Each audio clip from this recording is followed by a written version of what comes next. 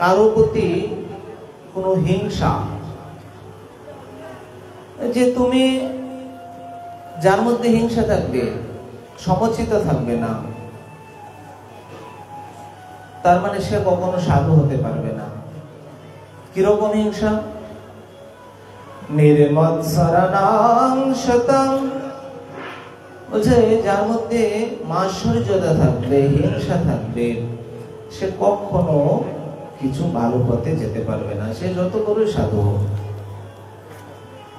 আপনি ভালো কীর্তন করেন, আমার পরে এসে সে কীর্তন ভালো করলো, আমি কীর্তন করতে পারলাম না, এই যে হিংসা। ও আমার গুরু ভাই, ও পাঠ করে, আমি পাঠ করতে পারলাম না, দেখবে মানুষের সঙ্গে বলে দেবে ওকে দিয়ে পাঠ করাবেন না, ওর মধ্যে এই না সেই না, এই যে হিংসাতে। আমি বাড়ি করলাম, তুমি বাড়ি করলে না, হিংসা। আমি গাড়ি কিনলাম, তুমি গাড়ি করতে পারলে না, হিংসা। এখানে বলছেন যার মধ্যে এইরকম ভাব থাকবে সে কখনো সাধু হতে পারে না। যার মধ্যে মাৎসর্যতা, ও আমার গুরু ভাই, ও আমার গুরু ভাই না, ও ডাকলে যাব, আর আরেকজন ডাকলে যাব না, এই যে এটা গুরু ভাই বলেও যে তুমি যাবে তেমন কোনো কথা নয়, আর আরেকজন ডাকলে যে তুমি যাবে না এমন এটাও কোনো কথা নয়। এর কথা হচ্ছে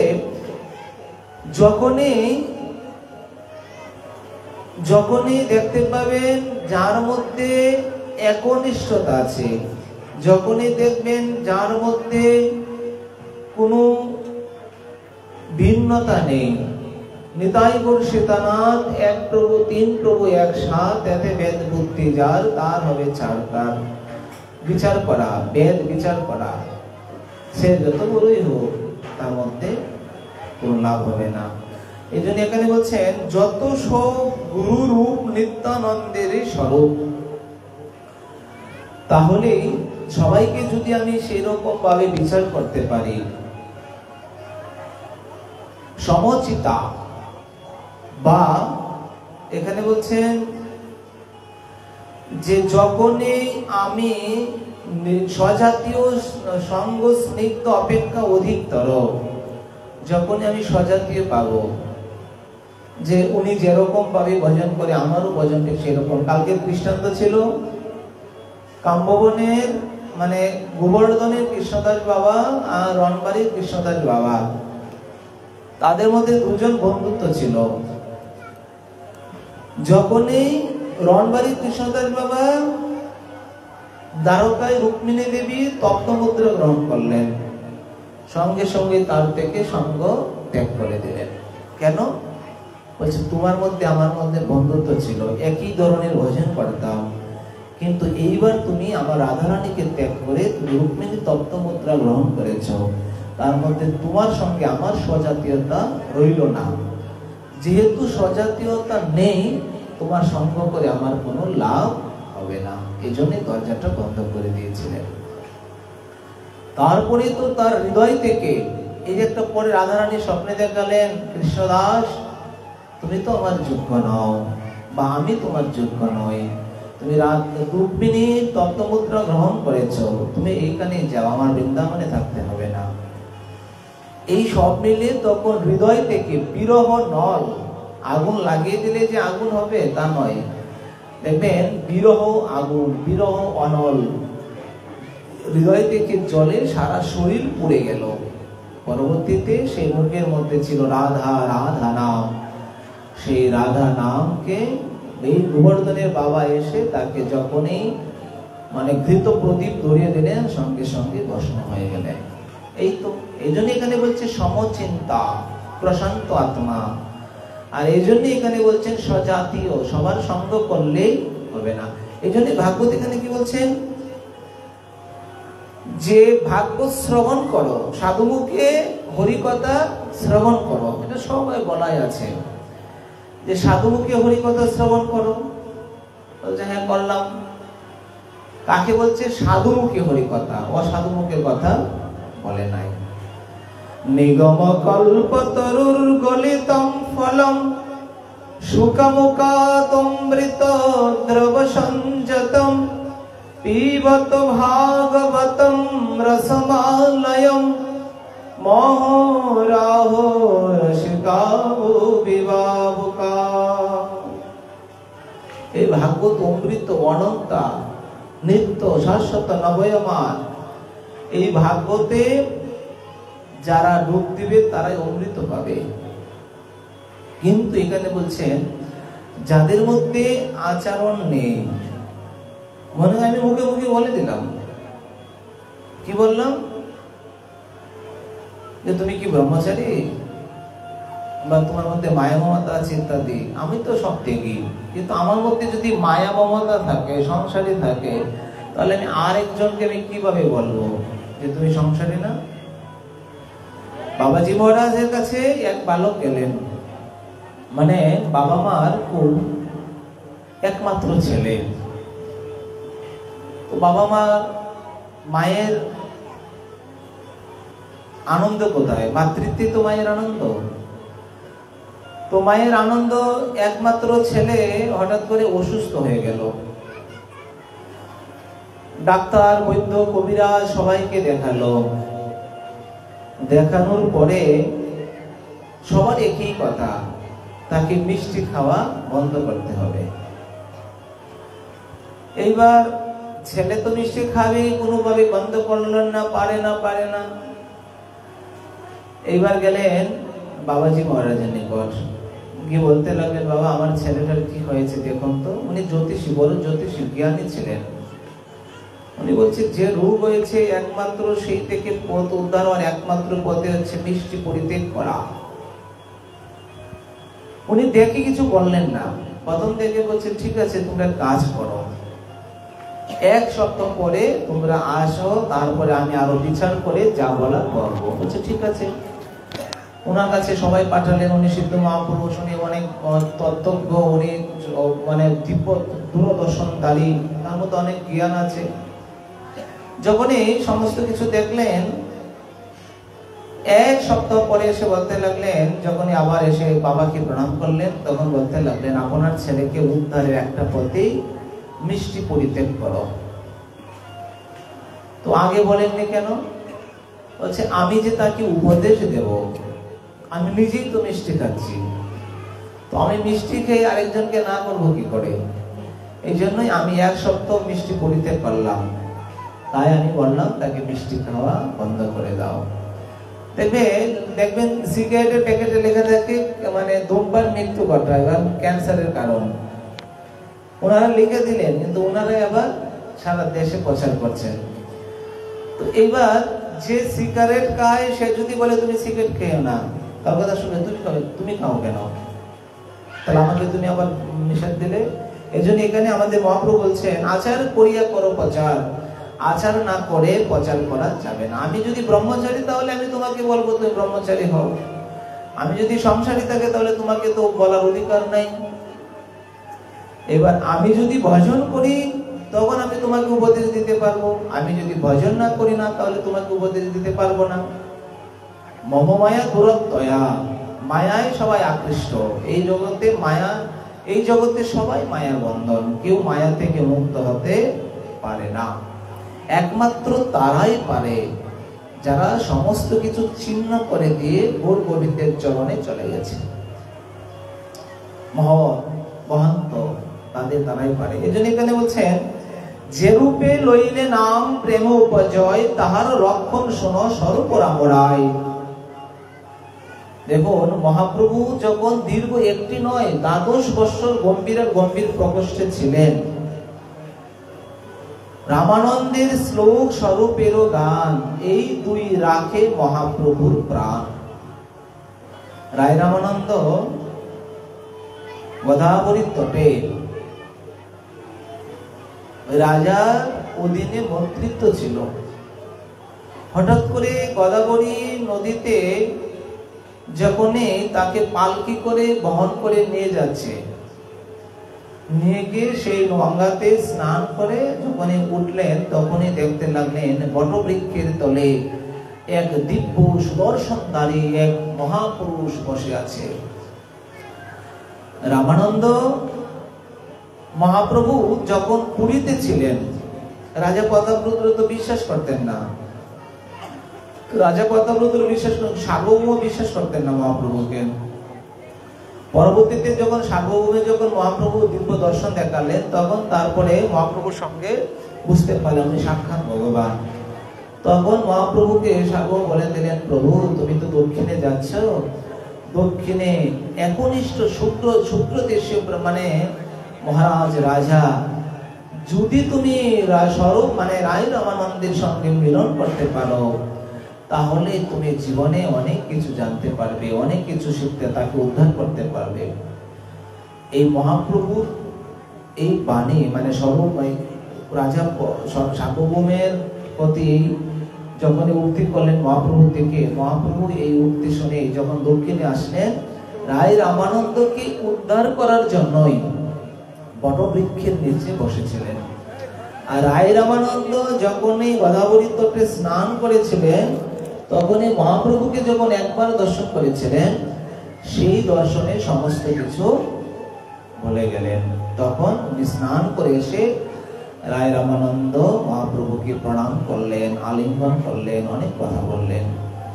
এমন ভাবে বলছে, আপনি মানে রায় রামানন্দ প্রভুকে বলতে লাগলেন, আপনি কি করে জানলেন? বলছে, সার্বভৌম বলেছে তোমার কথা, প্রভু আমাকে উদ্ধার করার হেতায় যেহেতু এসছো, তাহলে উদ্ধার করেই যাও। এই রায় রামানন্দের সঙ্গে মহাপ্রভুর যে কথোপকথন, এটাই হয়ে যায় রায় রামানন্দ সংবাদ, রায় রামানন্দ প্রশ্ন উত্তর। রায় রামানন্দ এমন ভাবে আমরা শর্ট করলাম, রায় রামানন্দ এমন করে মহাপ্রভু প্রশ্ন করলেন, রায় রামানন্দ উত্তর দিলেন। তার মধ্যে বিখ্যাত কত কত প্রশ্ন হচ্ছে, এই জগতে সবচেয়ে বড় বিদ্যা কোন বিদ্যা? রায় রামানন্দ প্রথম এক বাক্যে বলে দিলেন, কৃষ্ণ ধন বিদ্যা বিনে অন্য কোনো কিছু নাই, একমাত্র কৃষ্ণ ধন বিদ্যায়। এই জগতে সর্বশ্রেষ্ঠ সময় কোনটা? যতটুকু সময় তুমি ভগবানের ভাবে ভাবিত থাকবে, সেটাই তোমার জীবনে শ্রেষ্ঠ সম্পদ। এই জগতে সবচেয়ে বিরহ কোনটা? কৃষ্ণ ভক্ত বিরহ বিনে আর কিছু নাই। এই হচ্ছে রায় রামানন্দ। এক কথায় মহাপ্রভুর প্রশ্ন করলেন, রায় রামানন্দ উত্তর দিলেন। এটাই হয়ে যায় রায় রামানন্দ সংবাদ। আজকে এখানে বলছেন এটাই, যে রূপে লইলে নাম প্রেম উপজয়, তাহার লক্ষণ শুনো স্বরূপ রাম রায়। বলতে লাগলেন, যে রূপে তুমি যদি নাম লও, তার লক্ষণ শুনে স্বরূপ মানে তার লক্ষণ শুনলে তোমার স্বরূপ রাম রায় মানে অনেক পাগলের মতো হয়ে যাবে।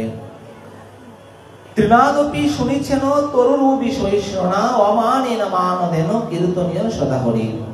দেখুন, আগেই বলেছি সাধুসঙ্গ, নাম সংকীর্তন, ভাগবত শ্রবণ, মথুরা মণ্ডলে বাস, আর শ্রদ্ধায় বিগ্রহ সেবন, এই পাঁচটা অঙ্গ। সকল সাধন শ্রেষ্ঠ এই পঞ্চ অঙ্গ, কৃষ্ণ নাম প্রেম জন্মায় এই পাছে তে সঙ্গ। নাম সংকীর্তনের কথা ভগবানে বলা আছে, শাস্ত্রে বলা আছে, এখানে মনে লেখা আছে। যাই হোক, এখানে নাম সংকীর্তন আমি নাম করলাম। নাম অনেক প্রকার আছে। উচ্চ স্বরে যন্ত্র বাজিয়ে যখনই তুমি কীর্তন করবে, বলছে তার শক্তি অধিক হবে। তুমি নিজে উদ্ধার হবে, নিজে শ্রবণ করবে, এবং তোমার আশেপাশে যারা থাকবে তারাও শ্রবণ করবে, এবং বৃক্ষ বিটুপি বিতান লতা পাতা কত পোকামাকড় তারা সবাই উদ্ধার হবে। আর একটা আছে যে টুনটুন করে করতাল বাজালেন আর ছোট ছোট করে নাম করলেন, যেটা আপনি শুনতে পাবেন, আপনার আশেপাশে যারা আছে তারা শুনতে পারবে। এটা এক প্রকার নাম। আরেকটা নাম আছে, আমি এমন করে নাম জপ করবো, আমার টুট উচ্চারিত হবে এবং এই ধ্বনিটা আমি নিজে শুনতে পাবো।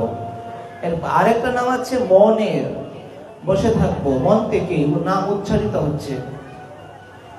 এই যে নাম উচ্চারিত হচ্ছে, আমি নিজের কানে অনুভব করতে পারছি, শ্রবণ করতে পারছি। এই যে অনেকেই নাম জপ করছেন, দেখুন অনেকে নাম জপ করছেন, খুব সুন্দর করে নাম জপ করছেন। তো নিজে যখন একাগ্র চিত্তে, এখানে শাস্ত্রী বলছেন কেন যে বহুত সঙ্গে নাম করা যাবে না, বা নাম করতে গেলে যখন নামের জন্য অপরাধ হয়ে যাবে, যখন নাম করতে বসবেন, নামের মধ্যে দেখবেন যখন মানুষের সঙ্গে থাকবেন, অধিক সঙ্গে অধিক রঙ্গ, তার আচরণ দেখে তার সঙ্গে কথা বলতে মন চাইবে, তার আচরণ দেখে বা ত্রুটি হবে তখন নামের বিঘ্ন ঘটবে। এজন্য যখন হরিদাস ঠাকুর দেখুন প্রতিদিন সকাল বেলায় 3 লক্ষ নাম জপ করতেন, প্রতিদিন সকাল বেলা। তারপরে সকালের পরে গিয়ে সারাদিন তো আর কত লক্ষ নাম জপ করতেন, কোনো হিসাব নাই। দাস গোস্বামী পাদ 9 লক্ষ নাম জপ করতেন।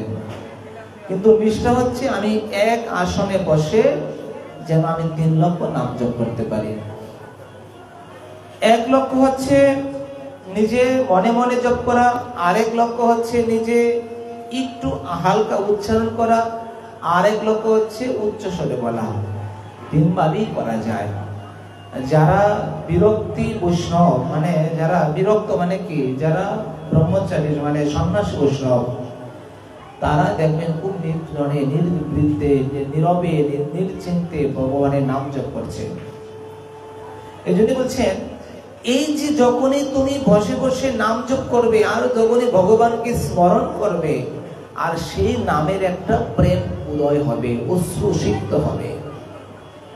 আর যখনই সবার মধ্যে হেঁটে হেঁটে গেলাম, নাম জপ করলাম, বা হেঁটে যাচ্ছি নাম জপ করছি, বা 5 জনে বসে নাম জপ করছি, বা মোবাইল দেখছি, বা আছে ফেসবুক টিপছি আর মোবাইল নাম জপ করছি, তখন তোমার শত নাম করলে তোমার প্রেম উদয় হবে না। এই জন্য এখানে বলছেন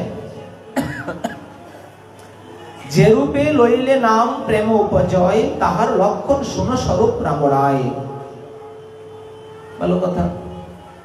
এবার নামের বিধান হচ্ছে পূর্ণভাবে সম্পূর্ণ নামকে আস্বাদন করা। অর্ধেক করলাম আর অর্ধেক হলো না, নাম ত্রুটি হয়ে গেল, তখনই নামের চরণে, নাম প্রভুর চরণে অপরাধ হয়ে যাবে। আর সেই নাম প্রভুর চরণে অপরাধ হয়ে গেলে তোমার হবে না। এই জন্য বলছেন কোটি জন্ম করো যদি শ্রবণ কীর্তন। এই যে কীর্তনের কথা বললেন, তাহলে এই কীর্তন যদি করো তাহলে এই কীর্তনে কোনো মূল্য থাকবে না। এখানে বলছেন একবার নাম নিলে যত পাপ হরে, জীবের সাধ্য নাই তত পাপ করে। আমরা লক্ষ লক্ষ নাম জপ করছি, তাই না? কিন্তু আমাদের তো প্রেম হচ্ছে না, অশ্রুসিক্ত হচ্ছে না, সেই ভগবানের বিগ্রহ আমার চোখে বেশে উঠছে না, ভগবানের সেই লীলা স্ফুরিত হচ্ছে না, আমার হচ্ছে না। কি নাম জপ করলাম? যদি অহংকার থাকে, কেমন অহংকার? আমি 3 লক্ষ নাম জপ করি, এই যে অহংকার। আমি 1 লক্ষ মানে শ্রবণ করেছি। আজকে কতদিন? 25তম না 26তম দিন, আর দেখতে দেখতে 5-6 দিন আছে। তো আমি 26 দিনে ভাগবত কথা শ্রবণ করছি। আচ্ছা দাদা কি শ্রবণ করছো বলো তো? এত কে মনে থাকে, এখানের পাঠ ওইখানে রেখেছি।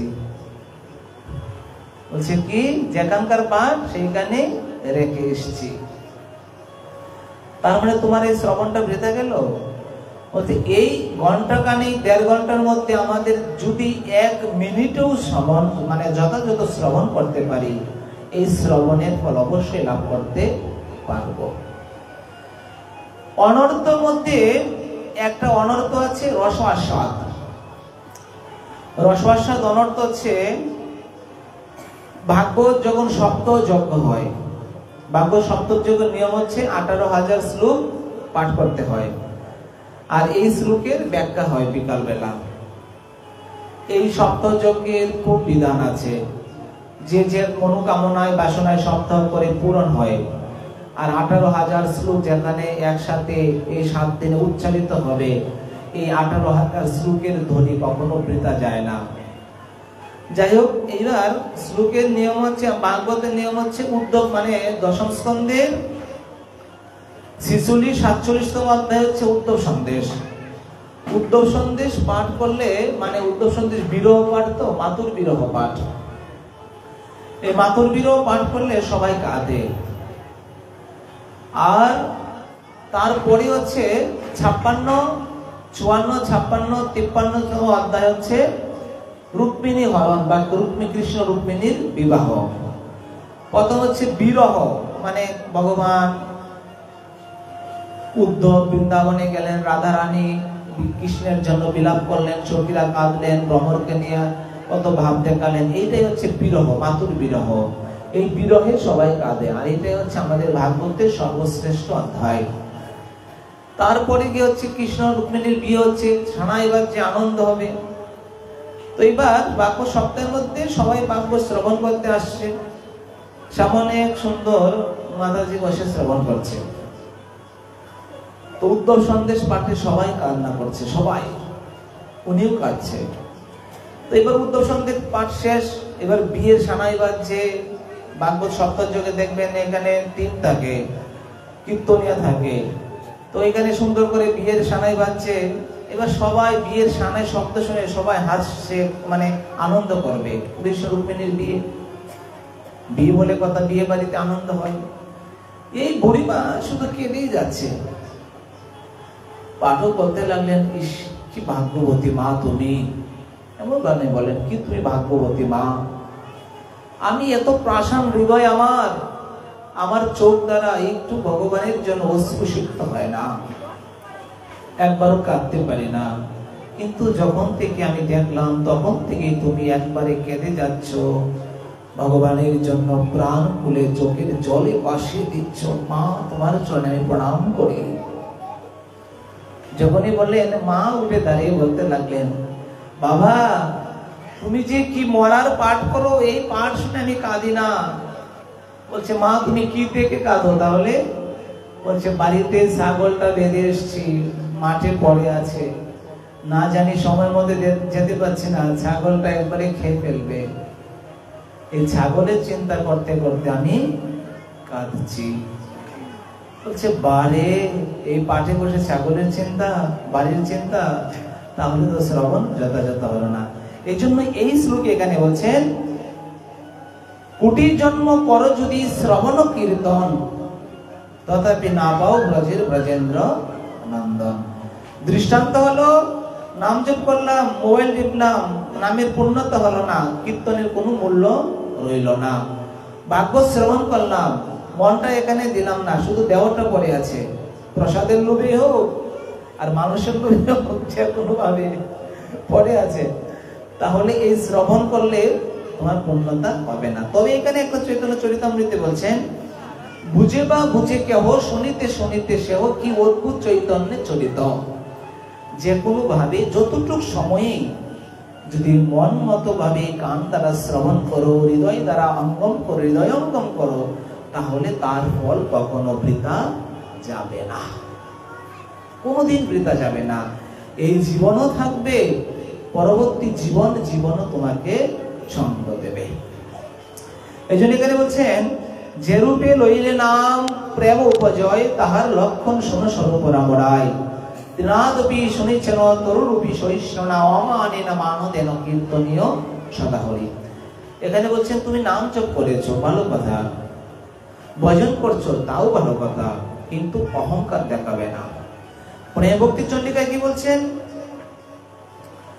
প্রেম ভক্তি চন্ডিকায় বলছেন, অভিমান ভক্তিহীন জগৎ মাঝে সেই দিন, বৃথা তার অশেষ ভাবনা। যত অভিমান থাকবে, অহংকার থাকবে, মর্ত থাকবে, সেও কোনোদিন পাবে না। তৃণাদপিতা, দৈন্যতা, যে যত দৈন্য থাকবে, আমাদের এই সনাতন ধর্মের উদ্দেশ্য হচ্ছে দৈন্যতা। আমাকে একটা থাপ্পড় দিয়েছে, দেখ না, ভগবানের ইচ্ছা, হয়তো আমি কোনোদিন তাকে দিয়েছি বা কোনো জীবনে কাউকে দিয়েছি, এই জন্য আমি এবার ভোগ করলাম, কিন্তু যে দিয়েছে তারও ভোগ করতে হবে। ভক্তকে দেখে মুকরায়, রাধাকুণ্ডের পাশে গ্রাম হচ্ছে মুকরা গ্রাম। মুকরা গ্রামটার নামকরণ হয়েছে মুকরা দেবী নামে, মানে রাধারানীর নানির বাড়ি। রাধারানীর নানির নাম হচ্ছে মুকরা দেবী, এই জন্য গ্রামের নাম হলো মুকরা গ্রাম। এখানে আমরা 84 কোষ পরিক্রমায় যখন গিয়েছিলাম, এক বাবা, খুব সুদর্শন পুরুষ, দিব্য পুরুষ, বৃন্দাবনের ভাষায় নানি বলে, এখানে হিন্দি ভাষা তো এই জন্য এখানে নানি বলে। আমরা তো ঠাকুরমা বলি, তারা হিন্দি ভাষায় নানি বলে। ভাইয়া বলে, বঞ্চি বলে, ইত্যাদি অনেক ভাষা হিন্দিতে। যাই হোক, সেই মুখরা দেবীর বাড়িতে পাশেই যখন এক বাবাজি নিষ্কপটে প্রায় 50 বছর ধরে মৌনভাবে ভজন করছেন, তো উনাকে দেখলে আপনি চোখ মানে কি সুদর্শন পুরুষ, এই বয়সে বৃদ্ধ হয়ে গেছে, দেখতে কি সুন্দর, টকটকে, বংশী বাবার মতো অনেকটা ছিলেন। যাই হোক, কি সুন্দর, যার ভজনের তেজ জ্যোতি তার সর্বদা জ্যোতি থাকবে। দেখে যখনই আমরা 14-15 জন গেলাম, বিশ্বাস করবেন না, আমাদেরকে দেখে গায়ে ছিল কাপড়, একটা কাপড় পরা ছিল, কাপড়টা সঙ্গে সঙ্গে খুলে মাটিতে রেখে দিয়ে একবারে সরান হয়ে ধন্যবাদ করে দিলেন। ধন্যতা, উনি এতদিন ধরে মৌনতা, বৃন্দাবনে বসে ভজন করছেন। বৃন্দাবনবাসী, ব্রাহ্মণ, ব্রজবাসী, মুখরা দেবীর গ্রামে, এমনকি সিদ্ধ পর্যায়ে, তথাপি তার দৈন্যতা দেখে প্রাণ পড়ে যায়। এই তুলনা আমরা কি? আর আমরা সাধারণ একটু শিক্ষিত হলেই সবাইকে কি মনে করি, একটু ধনী হলে মানুষকে কি মনে করি, একটু সুন্দর হলে বাবা একবারে বিশ্ব রেকর্ড সুন্দরী। এগুলো কিচ্ছু নয়। 10 দিন অসুস্থ হোক, পেটের সমস্যা হোক, তোমাকে ভালোবাসে। সবাই সুন্দরের পূজারী, সুন্দরকে ভালোবাসে, সুন্দরীকে ভালোবাসে, তোমাকে নয়। পুষ্পকে যখন পুষ্পর যৌবন অবস্থা থাকে সবাই তাকে ভালোবাসে, ভক্ত ভগবানকে দেয়, প্রিয়তমাকে দেয়। ঠিক সেরকম যখনই সেই মানে পুষ্পের মলিন অবস্থা চলে আসবে, তার দিকে কেউ ফিরেও তাকায় না। ঠিক এই যতক্ষণ তোমার রূপ যৌবন থাকবে সবাই তোমাকে চাইবে, যখনই তোমার এটা শেষ হয়ে যাবে বলছে তোমার দিকে কেউ ফিরেও তাকাবে না। এই জন্য বলছেন যে আমাদের কিসের এত অহংকার, আর আমাদের কিসের এত গর্ব, আর আমাদের কিসের এত অভিমান। সর্বদা মস্তক নত করলেই বলছে ভক্তি লাভ হবে। এই জন্যই বলছেন তৃণাদপি শুনিছেন তরুরূপী সহিষ্ণুনা অমানিনা মানদেন কীর্তনীয় সদাহরি। উত্তম হইয়া আপনাকে মানে তৃণাদম, 2 প্রকারে সহিষ্ণু করে বৃক্ষ সম। উত্তম, যে যত বিদ্বান তার দৈন্যতাও ততটুকু। দেখবেন দৃষ্টান্ত দিলেন ফলবৃক্ষ। বৃক্ষ যখন ফল থাকে, সারা গাছে ফল ভর্তি থাকে, তখন বৃক্ষগুলো কে থাকে? বৃক্ষটা গাঢ়টা নত থাকে, তার মধ্যে বৃক্ষের মধ্যে প্রচুর ফলে ভর্তি, তার গাছ নত। আর যে বৃক্ষে ফল থাকবে না তার শির উপরে। ঠিক যার মধ্যে বেশি প্রকার ভজন আছে, বিদ্বান আছে, জ্ঞান আছে, বৈরাগ্য আছে, সে কখনো অভিমান অহংকার দেখাবে না। আর যার মধ্যে অল্প অল্প থাকবে সে অভিমান অহংকার ইত্যাদি দেখাবে। এটাই বলছে উত্তম হইয়া আপনাকে মানে তৃণাদম, 2 প্রকারে সহিষ্ণু করে বৃক্ষ সম। বৃক্ষকে কাটিলেও কিছু না বলয়, শুকাইয়া মরে তবু পানি না মাগয়। যেই যে মাগয় তারে দেন আপন ধন, ধর্ম বৃষ্টি সয়ে অন্যে করে রক্ষণ। দেখুন বৃক্ষ, এখানে দৃষ্টান্ত দিলেন, এটা বৃক্ষ, বৃক্ষকে কাটবেন, বৃক্ষ কিছু বলবে না। বৃক্ষকে জল নেবেন, বৃক্ষ কিছু বলবেন না। বৃক্ষ থেকে ফল নেবেন, বৃক্ষ বলবেন না। বৃক্ষ থেকে ফুল নেবেন, বৃক্ষ কিছু বলবে না। এমনকি বৃক্ষকে জলও দিবেন না, শুকাইয়া মরে যাবে, তবু বৃক্ষ কিছু বলবে না। এমনকি দেখবেন অর্জুন গাছ ইত্যাদি, তাদের বাকল পর্যন্ত কাটা হয়, নিয়ে যাওয়া হয় হৃদরোগের জন্য। অর্জুনের বাকল হৃদরোগের জন্য বিশেষ উপকার। আগের দিন রাত্রে বাকলটা ভিজিয়ে রাখলে পরের দিন সকালে এটা পেয়ে নিলে বলছে হৃদরোগের অনেক উপকার হয়ে যায়। এই বাকলটা কেটে নিচ্ছে, তথাপি বৃক্ষ কিচ্ছু বলে নাই। এখানে বলছেন মহাপ্রভু যে রামানন্দকে বলছেন যে আমাদের এইরকমই হতে হবে, আমরা সাধু যারা আমাদের এইরকম দৈন্য থাকতে হবে, তৃণাদপিতা থাকতে হবে। উত্তম হইয়া বৈষ্ণব হবে নিরভিমান, জীব সম্মান দিবে জানি কৃষ্ণ অধিষ্ঠান। এই মত হইয়া যে কৃষ্ণ নাম লয়, কৃষ্ণের চরণে তার প্রেম উপজয়। এই যে মহাপ্রভুর এই শ্লোকে উত্তর হয়ে গেল। যে রূপে লইলে নাম প্রেম উপজয়, তাহার লক্ষণ স্বরূপ শুনো না বলায়। তার উত্তর এখানে দিলেন। বৃক্ষমত্ত সহিষ্ণু হতে হবে, দৈন্যতা থাকতে হবে, তৃণাদপিতা থাকতে হবে, যথাযথ শ্রবণ করতে হবে, যথাযথ কীর্তন করতে হবে, এমনকি নিরভিমান থাকতে হবে, জীবকে সম্মান দিতে হবে। জানি কৃষ্ণ অধিষ্ঠান, জীবের মধ্যে কৃষ্ণ অবস্থান করছে এই বলে তাকে সম্মান দিতে হবে। তাহলেই তোমার প্রেম উপজয় হবে। আর এইভাবে ভজন করতে পারলে তাহলে জানতে পারবে যে তোমার জীবনে পূর্ণতা চলে আসছে। যাই হোক, এইরকম ভাবে এখানে বর্ণন করলেন। বর্ণন করতে করতে যথাযথভাবে এখানে বলছেন মহৎ সেবা। আর যারা এই প্রকার, যার মধ্যে এই সমস্ত প্রকার বৈশিষ্ট্য থাকবে তাকেই বলা হচ্ছে মহৎ, তাকেই বলা হচ্ছে মহৎ। আর এই মহত্বের সেবা করলেই যথাযথ পূর্ণতা হবে। যাই হোক, এবার মহতের সেবা কে কিরকম ব্যবহার করলে আমরা একটা দৃষ্টান্ত দিচ্ছি। জয়নাদি সবাই মনোযোগ দেন, কথা বলবেন না। এক সময় খুব দুর্ভিক্ষ দেখা গেছে গ্রামে। অবলা নারীর একটি মাত্র ছেলে, মাত্র বালক, 5-6 মাসের বালক। তো দুর্ভিক্ষ অনাভিক্ষ যখন দেখা যায় তখন কিন্তু নিজের চাচা আপন প্রাণ বাঁচা, একটা প্রবাদ আছে, নিজের জীবন বাঁচাতে হয়। কি করলেন? ছেলেটাকে অগ্রদাসজি বলে একজন গুরুদেব আছেন এখানে, ওই মন্দিরের এই গুরুদেবরা কি করে জানেন? সাধু মহাপুরুষরা এক জায়গায় বেশি দিন থাকে না। তার কারণ বলেন তো কেন? বলুন কেন থাকে না? মায়া হয়ে যাবে। খুব সুন্দর বলছে, এক জায়গায় থাকলে অতিরিক্ত মায়া বেঁধে যাবে, মানে লালসা, আসক্ত জমে যাবে। এই জন্যই এক জায়গায় বেশি দিন থাকতে চায় না। অগ্রদাসজি গুরুদেব কি করলেন? এইখানে কিছুদিন থাকেন, ওই গ্রামে কিছুদিন থাকেন, ওই গ্রামে কিছুদিন থাকেন, এরকম ভাবে থাকতে লাগলো।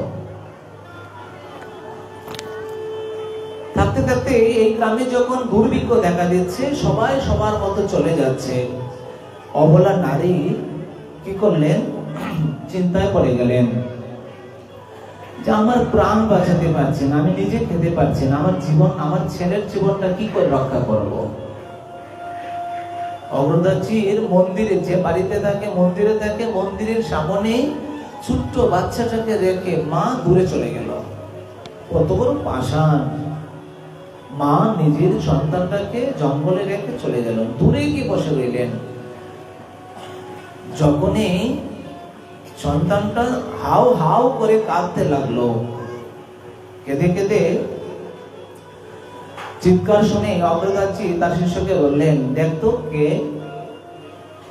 গিয়ে দেখলেন একটা বালক, বাচ্চা, ছোট বালক এখানে মাটিতে পড়ে আছে আর ভীষণ রোদন করছে। কাউকে দেখাতে পারলেন না, এদিক ওদিক চারদিকে তাকালেন, কাউকে দেখতে পেলেন না। যখনই দেখতে পেলেন না, তখনই গুরুদেব, একটা সামান্য বালক, ছোট্ট বালক, কিন্তু এখানে তো কাউকে দেখতে পাচ্ছি না। গুরুদেব আসলেন, চারদিকে অন্বেষণ করলেন, এদিক ওদিক তাকালেন, কোথাও তাকে পেলেন না। বলছে, ঠিক আছে, যা হয় সব প্রভুর ইচ্ছাতেই হয়। যখনই গুরুদেব নিলেন, মায়ের মন তো, মা ছেড়ে থাকতে পারলেন না। হঠাৎ করে অন্তর্যামী অগ্রদাসজি দেখতে পেলেন এখানে একটা রমণী দাঁড়িয়ে আছে। এইদিকে আসো আসো আসো। বলছে, দেখো একটা বাচ্চা আছে আমার কাছে, কে জানি ফেলে রেখে চলে গেছে, তাহলে তুমি কি তাকে একটু লালন করতে পারবে? তখন বলে দিলেন যে আমার বুকে দুধ আছে, আপনি যদি ইচ্ছা করেন তাহলে আমি আমার এই বুকের অধরামৃত, মানে বক্ষামৃত দিয়ে তাকে জীবন বাঁচাতে পারি। ঠিক আছে, আসো। মায়ের মন তো গুরুদেব সাধুর সঙ্গে পরিহাস করা, সাধুর সঙ্গে কটাক্ষ করা বংশ নাশ হয়ে যায়। মিথ্যা কথা বলো, গৃহের সঙ্গে গৃহ মিথ্যা কথা বলো, গৃহের সঙ্গে গৃহ অসৎ আচরণ করো, একটা সাধুর সঙ্গে অসৎ আচরণ করলে তার বিচার হয়। যেমন দৃষ্টান্ত ভাগবতে দেখা যায় একাদশ স্কন্ধে যদুবংশ শেষ হলোই এই সাধুর সঙ্গে পরিহাস করেছিল। জাম্ববতী পুত্র সম্ভব দেখতে অনেক সুন্দর ছিল, অনেক সুন্দর, তাকে শাড়ি ব্লাউজ ইত্যাদি পরিয়ে তাকে সাজালো। সাধুরা এখানে বসে ভজন করতে লাগলেন, সাধুদেরকে বলতে লাগলেন, ও সাধুগণ বাবারা, আপনারা ত্রিকালদর্শী, ভূত ভবিষ্যৎ বর্তমান তিন কালের কথা বলতে পারেন, তাহলে আপনার কৃপা করে বলুন তো এই রমণী কবি গর্ভবতী, না হয় প্রসব পর পাইছে লাঞ্ছনা যন্ত্রণা, আপনি কৃপাপূর্বক বর্ণন করুন, এর গর্ভে থেকে সন্তান হবে, ছেলে সন্তান হবে না মেয়ে সন্তান হবে। একটা ছেলেকে সুন্দর করে সাজিয়ে পেটের মধ্যে কাপড় চোপড় দিয়ে সাধুর কাছে পরিহাস করলো। বাহ! আরে মূর্খগণ, তোরা নিজেই বলছিস সাধুরা ত্রিকালদর্শী, সব কথা বলতে পারে, আর তুই একটা ছেলেকে সাজিয়ে আমার কাছে এনে আসলি। যা, যেমন তোদের গর্ব তেমন তোদের মুসল, সেই মুসল তোদের যদুবংশ যদুকুল ধ্বংস হয়ে যাবে, এটাই আমার অভিসম্পাদ। তখনই বালকটা বলতে লাগলে, এই সাধুর কথা কি হবে, দেখ অত বালক, অত পুরুষের পেটে কি বাচ্চা হবে? খুল, কাপড় খুল। যখন কাপড় খুলতে লাগলেন, খুলতে খুলতে দেখতে পেলেন একটা কাপড় থেকে একটা মুসলের খণ্ড পড়ে গেল। সবাই চিন্তায় পড়ে গেলেন, সাধুর বাক্য তো সত্য হয়ে যাবে। সঙ্গে সঙ্গেই যদু মহারাজ তখনও জীবিত, মানে উগ্রসেন রাজা, তার কাছে গেলেন, গিয়ে বলতে লাগলেন, আমরা এইবারে কি করা যায়? কৃষ্ণ সব জীবিত, কৃষ্ণ সব বুঝতে পেলেন, কিন্তু কৃষ্ণ কিচ্ছু বললেন না। কৃষ্ণের ইচ্ছা হচ্ছে, আমার শেষ অবসর কাজ হচ্ছে যদুবংশটা নাশ করা। 56 কোটি যদুবংশ, কল্পনা করা যায়, দ্বারকায় 56 কোটি যদুবংশ, এত বড় কৃষ্ণের সংসার। এইবার যখনই তাদেরকে নিলেন, বলছে ঠিক আছে সমুদ্রেতে যা, সমুদ্রেতে গিয়ে সে লোহার খণ্ডটাকে ঘষতে লাগলো। ঘষতে ঘষতে এই যে ঘষার যে লোহার খণ্ডটা ঘষে ঘষে যে জায়গায় স্থাপিত হলো, সেই জায়গাতেই এরোখা নামে গাছ স্থাপত্য হলো। আবার অল্প একটু রয়ে গেল, বলছে এটা ফেলে দে। বাচ্চারা কি করলো, এটা ফেলে দিল। সমুদ্রের কোন এক বড় মাছ খাদ্যদ্রব্য মনে করে সেটা গিলে খেয়ে নিল। জরা নামক মানে কোন এক জেলে গেল সমুদ্রেতে মাছ ধরতে, সেই মাছ এক জেলের জালে ধরা পড়ে। দেখুন খুব সুন্দর তত্ত্বকথা, সবাই মনোযোগ, উল্টা পাল্টা করবেন না।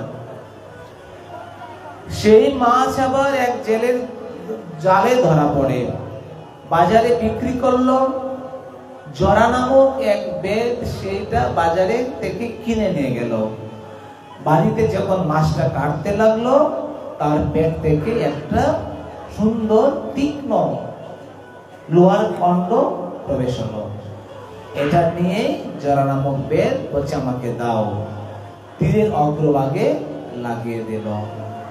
আর এই তীরের অগ্রভাগে এই জরা নামক বেদে কৃষ্ণের চরণের মধ্যে নিক্ষেপ করলো। আর তখনই কৃষ্ণ অন্তর্ধান হয়ে চলে গেল। বলে কৃষ্ণচন্দ্র ভগবান কি। দেখলেন, এই জন্য সাধুর সঙ্গে পরিহাস করতে নাই। আজকে সাধুর অভিশাপ এখানে হলো যে কি, যেমন তোদের সাধুর সঙ্গে পরিহাস করলে যেমন তোদের গর্ব, তেমন তোদের বংশ নাশ হবে। আজকে অগ্রদাসজি বলতে লাগলেন,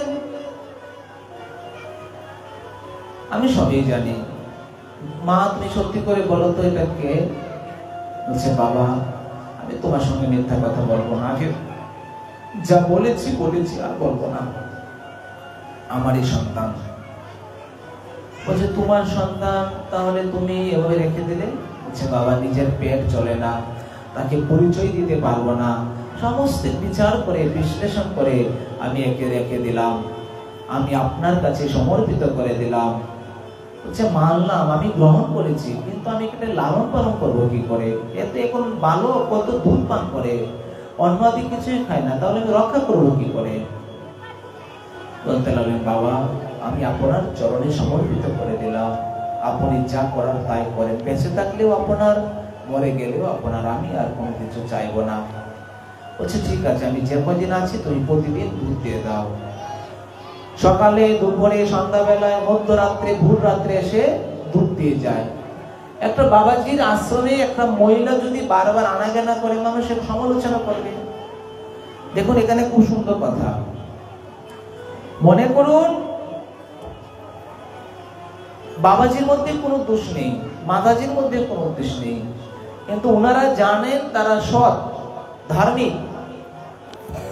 অন্য কোনো ব্যক্তি তোমাদের এই চলাফেরা দেখে তোমাদেরকে যদি সন্দেহ করে, কটাক্ষ করে, তাহলে তোমার অপরাধ হয়ে যাবে। তাদের অপরাধ হবে কাদের দ্বারা? তোমাদের দ্বারা। এই জন্য শাস্ত্রী বলছেন, জীবগোস্বামীপাদ বলছেন, কাষ্ঠের পুতুল, কোন মেয়ের রূপ আকার ধারণ করা যদি কাঠের পুতুলও থাকে, তথাপি কোনো ছেলে একা থাকবে না। মৃত ব্যক্তিও যদি একা, মানে মৃত কোনো মাতাতেও যদি একা একা পড়ে থাকে, কোন যুবক ছেলে সেই জায়গায় একা থাকবে না। মা যখন, ছেলে যখন উপযুক্ত হয়ে যায় 5-7 বছর 8, তখনই বলছে, বিজ্ঞান বলছে 3-4 বছর পর থেকে ছেলে মেয়ে সন্তানকে মা বাবার সঙ্গে থেকে দূরে ঘুমানো দরকার। শাস্ত্রে বলছেন তা তো অবশ্যই, এমনকি 5-7 বছর পরে হলে সঙ্গে ছেলেকে নিয়ে মা ঘুমানো উচিত নয়। জীবগোস্বামীপাদ খুব সুন্দর লিখে দিলেন, কাঠের পুতুলও যদি থাকে, তথাপি কোন পুরুষ তার সঙ্গে একা থাকতে পারবে না।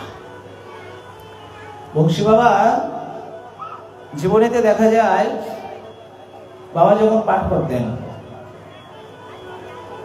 মায়েরা পিছন দিয়ে থাকতেন, পিছনে পর্দা থাকতেন, পুরুষেরা সামনে থাকতেন, মায়েরা পিছনে থাকতেন। আর আশ্রম, পর্যটন আশ্রমে কয়টা গেট ছিল? বাবার মন্দিরের সামনে একটা গেট, মায়েদের সামনে একটা গেট, ওই মন্দিরের সামনে একটা গেট। কোন পুরুষ সরাসরি ওই যে পিসিরা ছিল বা মাতাজিরা ছিল, তাদের সঙ্গে দেখা করতে পারবে না। এবার আমরা একসাথে রিস্কায় চলি, একসাথে ঘুরে বেড়াই, একসাথে ওই করি, একসাথে সেই করি, আমরা জানি আমরা সৎ, আমাদের মধ্যে কিছু নাই। তথাপি কোনো ব্যক্তি যদি আমাদেরকে সন্দেহ করে, তখন আমাদের দ্বারা তার অপরাধ হবে, আর সেই অপরাধের ফল আমাকে ভোগ করতে হবে। তাহলে আমার এমন কোনো আচরণ করব না, এমন ভাবে চলবো না যে আমাকে নিয়ে কটাক্ষ মনে করে দোষ দৃষ্টি করতে পারে বা অপরাধ হতে পারে। এটা বংশী বাবার কাছ থেকে বিশেষ একটা শিক্ষা। তো আমি আমার জীবনে একটা কথা বলি, পেশাসনে বলতে না, যদ্যপি তথাপি ক্ষমা করে বলছি। আমার দিদি আমার থেকে প্রায় 8 বছরের বড়, আমরা একসাথে আশ্রমে ছিলাম। একদিন যে কোনো ভাবে বাবা মহারাজ আমাদেরকে খুব ভালোবাসতেন, ভীষণ ভালোবাসতেন, সত্য কথা যেটা। তো দুজনেই একটা কি কথার জন্য দৌড়ে যাচ্ছি, মানে এই দিক থেকে আশ্রমের মন্দির থেকে বাবার মন্দিরের দিকে দৌড়ে ছুটে যাচ্ছি। যেতে যেতে কার আগে কে যাবে, তখন আমার বয়স 11 বছর হবে, 11 সাড়ে 11 বছর হবে, আর দিদির বয়স তখন প্রায় 19-20 হবে।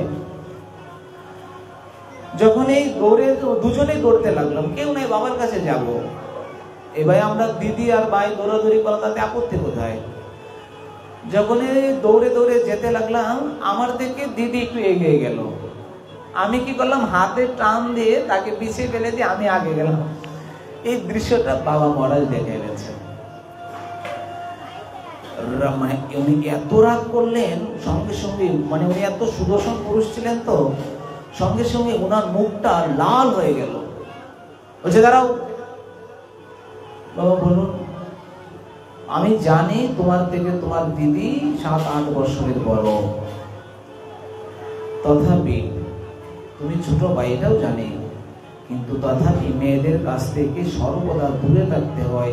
তাদের হাতে স্পর্শ, তাদের কাছে যাওয়া, তাদেরকে স্পর্শ করা, তাদের সঙ্গে কথা বলা, মুখের চোখে চোখ রেখে কথা বলা, এগুলো উচিত নয়, ভজনের অনেক বিবাদক। এই জন্যই আজকে থেকে এরকম কর্ম আর করবে না। দেখুন কত বড় আদর্শ, কত বড় শিক্ষা। আর তখনই বাবা মহারাজের কথাটা এখনো আমার এটা যেন চোখে ভেসে উঠে, ওনার এই দৃশ্যটা। এই জন্যই মানে আমাদের সাধু হলাম, ঠিক আছে, সব ঠিক আছে, তবু আমাদের এটা সর্বদা বর্জন করতে হবে, যেন এইসব বিষয়ে কেউ কথা বলতে না পারে। আজকে অগ্রদাসজি বলতে লাগলেন, তুমি বারবার আনাজানা করছো, ঠিক আছে, ভালো কথা, আমি তুমি জানি সব, কিন্তু লোকে দেখলে মন্দ বলবে, এই রমণী প্রতিদিন সকাল বিকাল রাত্রে সন্ধ্যায় এবং ভোর আনাজানা করছে, আমি জানি তুমি দুধ দিচ্ছ তোমার সন্তানকে, কিন্তু এটা উচিত হবে না, যাও। এই মনে মনে বিচার করে হঠাৎ করে পরের দিন রাত্রি বেলায় তার শিষ্যকে নিয়ে, সেই ছোট বাচ্চাটাকে নিয়ে সেই গ্রাম ত্যাগ করে চলে যায়।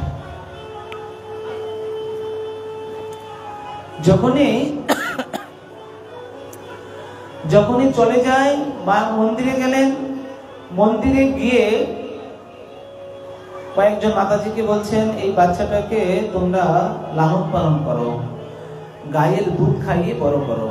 আচ্ছা ঠিক আছে, যথাযথ তাদের মাতাজিদের আঙ্গিনা থেকে বাচ্চাটাকে খুব মহাভাবে, খুব সুন্দরভাবে আদর আপ্যায়ন করে বড় করতে লাগলেন। আদু আদু কথা বলতে লাগলো, আদু আদু কথা বলতে লাগলো, চলতে লাগলো। দেখতে দেখতে 3-4 বছর হয়ে গেল। মন্দিরের যে পরিচালনা করে তাকে ডেকে আনলেন গুরুদেব, ডেকে বলছে, শোনো, ছোট্ট বাচ্চাটাকে ডেকে আনলেন, বলছে ডেকে আয়। বলছে, বলেন বাবা কি? আজকে থেকে প্রতিদিন যত ভক্তরা প্রসাদ পাবে তাদের আসন বিছিয়ে দেবে, খাবারের পরে যে থালাটা থাকবে সেই থালাটা উঠাবে, আর উচ্ছিষ্ট মানে জুটা যেগুলো থাকবে সেগুলো উঠিয়ে ও ফেলে দিবে। ছোট্ট বালক, 3-4 বছরের বালক, এটা পারবে? গুরুদেবকে সঙ্গে সঙ্গে এই পরিচালক বলছেন, বাবা ও তো একবারে ভালো, ও কি এগুলো আসন বিছাতে পারবে? ও কি মানে ভক্তদের জুটা উঠাতে পারবে? বলছে, চুপ করো, আমি যা বলছি তাও আরো কথা শুনে নাও। এবং ভক্তেরা প্রসাদ পাওয়ার পরে পাতে পাতে যে অধরামৃত থাকবে, সেই অধরামৃতটা একত্রিত জড়ো করে যে প্রসাদ হবে সেটাই ওকে খাইয়ে দিবে, আলাদা কোনো প্রসাদ দিতে পারবে না। বলছে, গুরুদেব এত কঠিন হয়ে গেল কেন? গুরুদেব এত কঠিন হলো কেন? 3-4 বছরের বালক, সে প্রতিদিন ভক্তেরা প্রসাদ পাবে, তাদের আসন বিছাবে, খাবারের পরে সমস্ত উচ্ছিষ্ট প্রসাদ থাকবে, সেটা জড়ো করে উনি খাবে, সেই পাতাগুলো দূরে ফেলে রাখবে, এটাই তার কর্ম। গুরুদেবের আদেশ রক্ষা করতে হবে। এই করতে করতে যখন চলতে লাগলো, এই ভক্তদের জুটা মানে উচ্ছিষ্ট খেতে খেতে, হিন্দিতে বলে জুটা, এই জুটা খেতে খেতে খেতেই ওর নাম হয়ে যায় জুটাকুর। নাম হয়ে গেল জুটাকুর, নামকরণ হয়ে গেল জুটাকুর। এবার গুরুদেব কেন এত বড় কাজ করালেন? অন্তর্যামী গুরুদেব জানতে লাগলেন তার জন্ম কতগুলো দোষ আছে, বসে বসে যদি খায় তাহলে সেই দোষ খণ্ডিত হবে না, পারব্ধ অপরাধ পাপ তাপ খণ্ডন হবে না। এজন্যই এই ভক্তদের সেবা করলেই এই পারব্ধ পাপ তাপ খণ্ডন হয়ে যাবে। এই জন্যই গুরুদেবের উদ্দেশ্য হচ্ছে এইটা। তার জন্মের দোষ ত্রুটি আছে, এই জন্যই গুরুদেব বলছেন যা। এবার করতে করতে গুরুদেবের সেবায় নিয়োজিত হয়ে গেল, নাম হয়ে গেল জুটাকুর। জুটাকুর গুরুদেবের সেবা করেন, গুরুদেবের অঙ্গ সেবা করেন, গুরুদেবের চরণ মার্জন করেন, গুরুদেবের মানে প্রসাদের পরে থালা অধরামৃত পান করেন, ভক্তদের অধরামৃত পান করেন। এইবার আশ্রমের মহা সমস্ত কাজ করতে লাগলেন। দেখতে দেখতে ছেলের বয়স হয়ে গেল, না হয়ে গেল জুটাকুর, চলতেই লাগলেন। দেখতে দেখতে গুরুদেব অন্তর্যামী তো, গুরুদেব তার মধ্যে পর্যবেক্ষণ করলেন, দেখে বুঝতে লাগলেন তার হৃদয়ের মধ্যে তার জন্মের দোষ আছে, তো সেই জন্মের দোষ গুরুদেব যতটুকু পারেন ততটুকু খণ্ডন করেছে, কিন্তু বাদ বাকি কতটুকু খণ্ডন করার শক্তি গুরুদেবের আর নেই। গুরুদেব বলছেন আমার চরণে আশ্রয় নিলে তোর উদ্ধার তো করতেই হবে, তোকে তো উদ্ধার করবোই আমি। তো আমার যতটুকু শক্তি ছিল ততটুকু শক্তি দ্বারা আমি তোকে রক্ষা করেছি, বাদ বাকি তোকে শক্তি দিতে হলে আমার দ্বারা হবে না, তোকে অন্য কোনো মহাপুরুষের কাছে নিয়ে যেতে হবে। দেখুন মহতের কাছে যদি থাকা হয়, মন আশ্রয় লইয়া বজে তারে কৃষ্ণ নাহি তেজে, আর সব পরে অকারণ। যে গালি সবাই ধ্যান দেন, খুব সুন্দর কথা, অনেক শিক্ষণীয় বিষয়। যখনই বলছেন আশ্রয় লইয়া ভজে তারে কৃষ্ণ নাহি তেজে, আর সব পরে অকারণ, জুটাকুর অগ্রদাসজির চরণে আশ্রয় নিলেন। যার আশ্রয় যে থাকবে তাকে সর্বদাই রক্ষা করবে, যদি সে রক্ষা করতে না পারে তাহলে তার অপরাধ হয়ে যাবে। এজন্যই আশ্রয় দাতা, যেমন আশ্রয় দাতাকে সম্মান করতে হয়, আশ্রয় দাতার কর্তব্য তাকে রক্ষা করা। অগ্রদাসজি চিন্তা করলেন যে আমি তাকে পাপ কর্ম থেকে তো রক্ষা করতে হবে, কি করলেন? কুম্ভ মেলা হচ্ছে সামনে, কুম্ভ মেলা, কুম্ভ মেলাতে নিতে লাগলেন। যখনই কুম্ভ মেলাতে নেওয়ার জন্য প্ল্যান করলেন তখনই বলতে লাগলেন যে কুম্ভের মধ্যে যাবে, কুম্ভের মধ্যে অনেক মুনি ঋষিরা আসে, আর যখন মুনি ঋষিরা আসে তখনই আমরা সেই চরণ স্পর্শে তাকে উদ্ধার করাবো। এই বলে কুম্ভ মানে কি? কুম্ভ মানে কলসি, সবাই জেনে রাখুন। কুম্ভ মানে কলসি, কলসি মানে অমৃত ভান্ডার। যখন সমুদ্র মন্থন করেছিল, মন্থনের সময় অমৃত উঠেছিল। আর আগেও বলেছিলাম একদিন, যখন অমৃত উঠেছিল অমৃতটাকে নিয়ে সবাই চলতে লাগলো। কোনো সময় দেবতা, কোনো সময় রাক্ষস, মানে দ্বৈত, তারা অসুরেরা নিতে লাগলো। দেবতারা নিতে নিতে তখন সেই কুম্ভটিকে গরুড়জি নিয়ে গেল, মানে অমৃত কলসটাকে, কুম্ভ মানে কলস, কলসটাকে গরুড়জি নিয়ে গেল। নিয়ে গিয়ে সেটা 5টা জায়গায় রেখেছিল, 5টা জায়গায়। একটা হচ্ছে, প্রথম হচ্ছে প্রয়াগরাজ, এই জায়গার মধ্যে মানে অমৃত কলসটা এখানে রেখেছিল, এই জন্যই এটা হয়ে যায় 1 নাম্বার। তারপরে রেখেছিল উজ্জয়িনীতে 2 নাম্বার, 3 নাম্বার হলো নাসিক, 4 নাম্বার হলো হরিদ্বার, আর 5 নাম্বার হলো বৃন্দাবন। যখন এই কলসটা সমুদ্র মন্থন করে যখন অমৃত কলসটা উঠেছিল, সেই কলসটাকে নিয়ে গরুড়জি 5টি জায়গায় রেখেছিল, প্রয়াগ, উজ্জয়িনী, নাসিক, হরিদ্বার আর বৃন্দাবন। এই জন্য এই 5 জায়গায় রেখেছিল বিধায় এই 5 জায়গায় কুম্ভ মেলা হয়।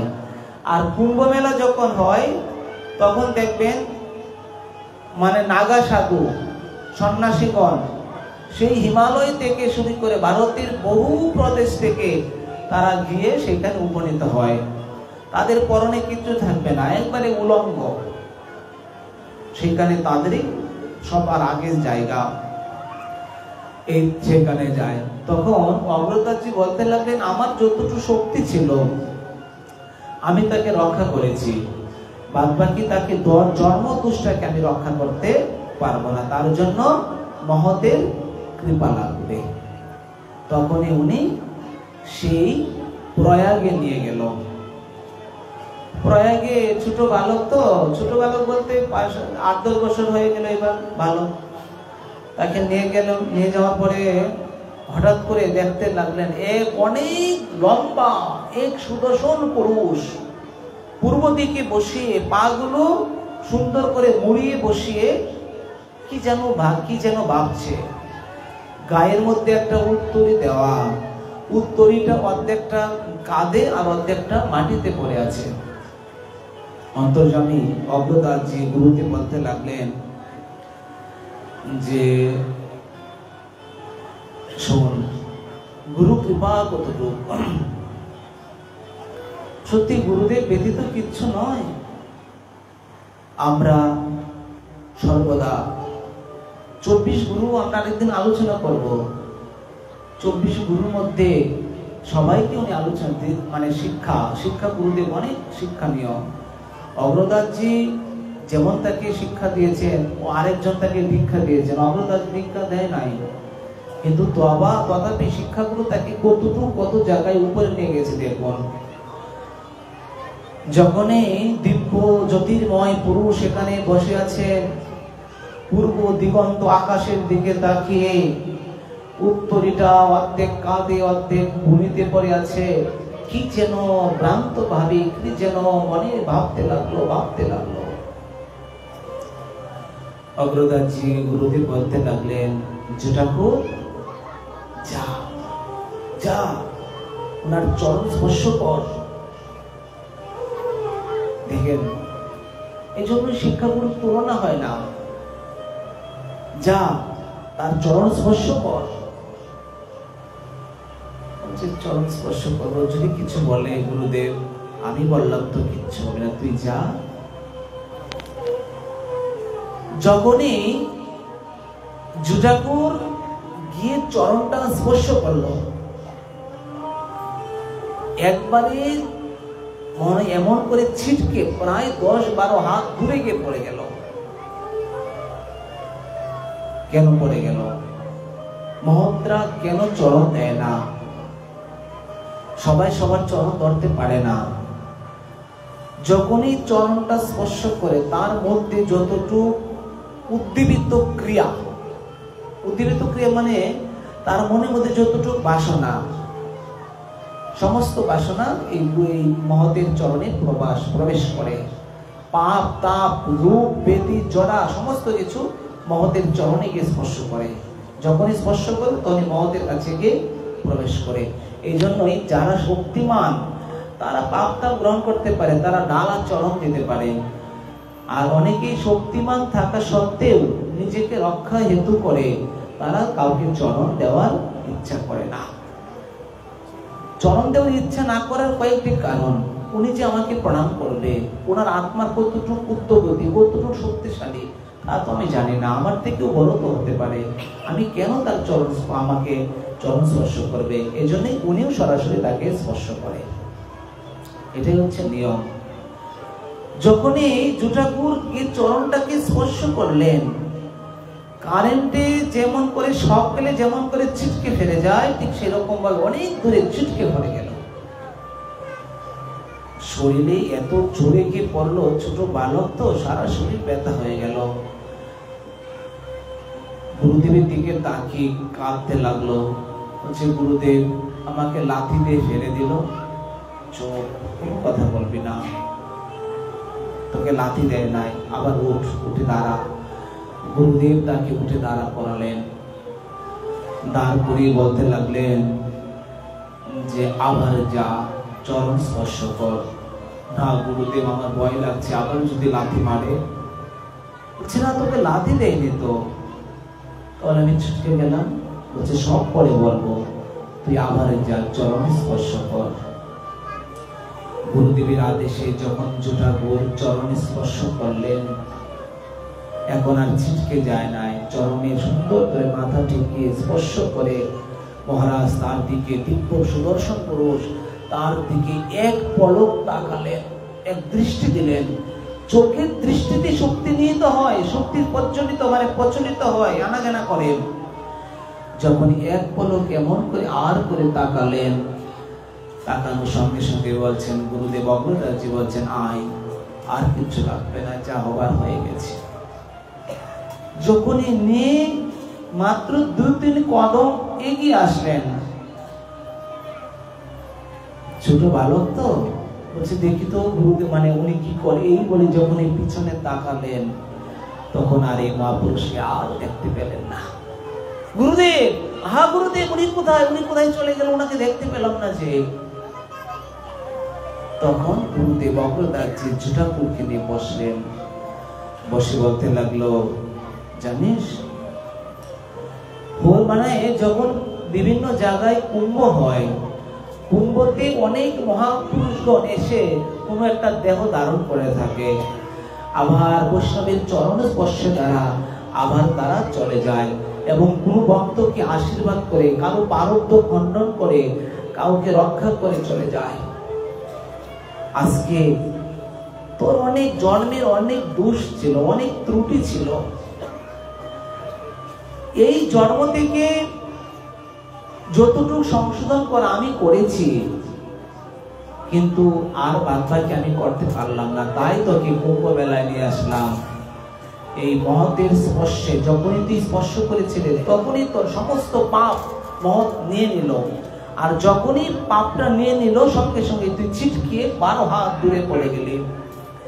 পরের বার যখন তুই তাকে প্রণাম করলি, তখন তোকে উনি আশীর্বাদ করে দিল, যা আজকে থেকে তুই মুক্ত হয়ে গেলি, তোর আর কোনো পারব্ধ, তোর অপরাধ, তোর পাপ আর নাই, সমস্ত থেকে তুই মুক্ত হয়ে গেলি। এইবার তুই নিজের আপন মনে তুই ভজন করতে থাক। মহৎ সেবায়াং দারভাও বিমুক্তে, মহতের সেবা করলে কি না হয় দেখুন, এখানে শেষ নয়। কি করলেন?